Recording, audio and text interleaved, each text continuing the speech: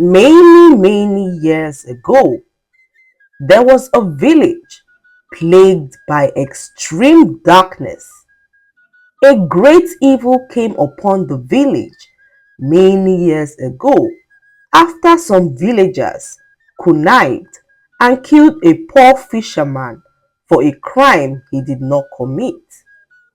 The gods were extremely angry with the villagers for their actions and sent complete darkness upon the land.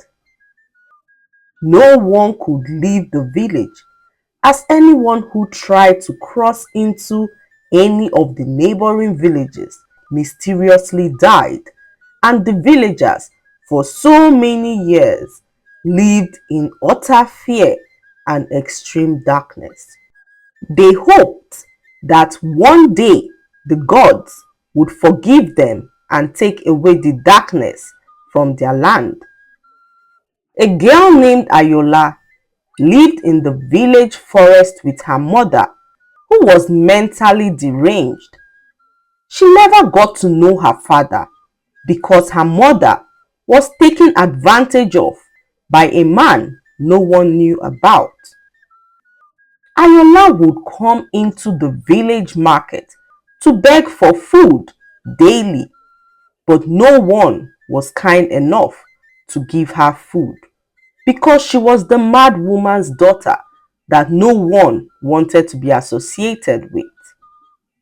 Ayoola would wait till when the traders in the market had all gone home.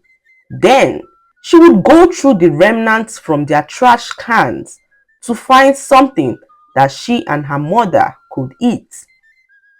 Most days, all they had to eat was spoilt food, reeking with flies and maggots. But despite this, Ayoola never left her mother's side, as she did all she could to look after her. One day, Ayoola's mother fell very sick, and Ayoola did not know what to do. So she ran into the village, crying and begging the villagers to come save her mother, but no one listened to her. Ayoola then ran to the hut of the village herbalist, but the herbalist said he was too busy to attend to a mad woman. This broke Ayoola's heart as she began to knock from door to door, pleading with the villagers for help, but no one came to her aid. Ayoola ran back to the forest and sat down next to her sick mother, crying when she suddenly heard whistling in the forest. "Please help me! My mother is dying!" Ayoola screamed at the top of her voice. A young man rushed towards her and immediately put some herbs in her mother's mouth, and her mother fell into a deep sleep. "She'll be fine," the young man said to Ayoola, whose eyes were now filled with tears.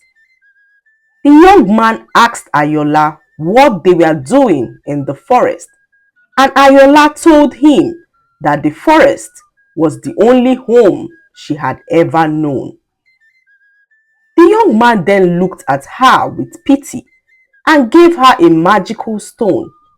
He told her to go into the village and that she should give the stone to anyone who was ever kind to her. Every day for months, Ayoola went into the village to ask for food, but no one was kind to give her food. She even went in search of jobs to do in exchange for food, but no one wanted to associate with a mad woman's daughter. This went on for a very long time, till one fateful day, the chief priest of the village finally received a message from the gods. After several years of silence, he rushed to the village chief's hut to reveal what the gods had told him. He said, "The gods told me that light will only come if and when the villagers accept the light." When the village chief heard this, he was confused and asked all the villagers to burn their lights around the village, as this would restore their light. All the villagers brought out their sticks and began to light camps of fire around the village. They did this for days as they prayed to the gods to restore light to their village, but still nothing happened. The village chief then called the chief priest to consult the gods again to see if there was anything the gods wanted them to do. When the chief priest consulted the gods, there was no response and the people were left in confusion. One evening, Ayoola went into the village market to search for food from the trash cans littered around the village, when a man began to scream, "Thief! Thief! Thief!" The people surrounded her, and Ayoola tried to explain that she was only looking for food in the trash, but no one listened to her as their hearts were filled with wickedness. The people began to beat Ayoola till she lost consciousness. Then they left her unconscious by the corner of the market. After several hours, Ayoola woke up and saw herself in a small hut. "Where am I?" she said, and as she was trying to figure out where she was, she saw the young man that she met in the forest the other day. She was relieved to see a familiar face, but was in pain from the beatings. The young man asked Ayoola if she had given the magic stone to anyone in the village, and Ayoola shook her head, revealing that no one had been kind to her yet, so the stone was still in her possession.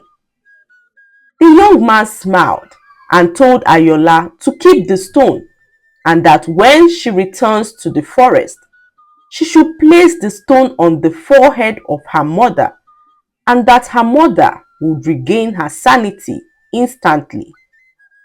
The man then told her that once she had done that, Ayoola should take her mother out of the village and cross into the neighboring village where there is light. He told her to do this holding the stone in her hand, that with the stone, the both of them would be able to leave the village without dying mysteriously. Ayoola was so happy to hear this and rushed back to the forest to meet her mother.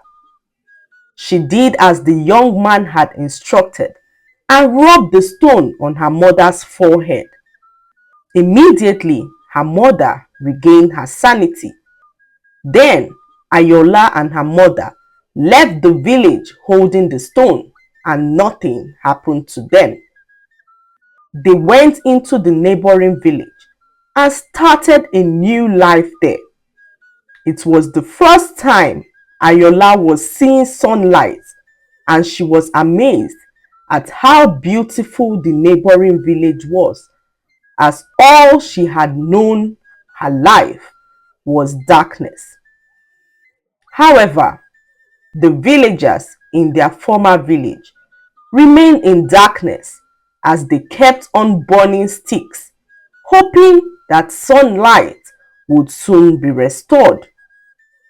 This went on for a very long while, till the chief priest received another message from the gods that the village had rejected its light and would remain in darkness forever. The chief priest then begged the gods for an interpretation, as he was clueless on how they had rejected their light.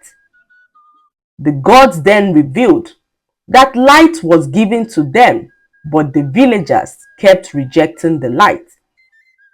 The gods then told the chief priest that the mad woman's daughter, Ayoola, was the light the people rejected, that a little kindness from the villagers towards Ayoola would have restored light to their village.